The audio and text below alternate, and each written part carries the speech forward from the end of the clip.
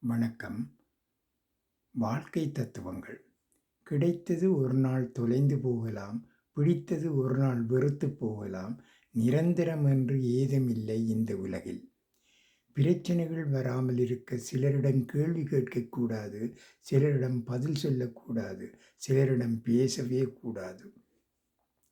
கழுத்தையே நெரிக்கும் துன்பம் வந்தாலும் யாரிடமும் ஆறுதல் தேடாதீர்கள். கடைசியில் ஆறுதல் தந்தவரே நம் கழுத்தை அறுக்கும் கத்தியாக மாறிவிடுவார். அறிந்து கொள்வோம்.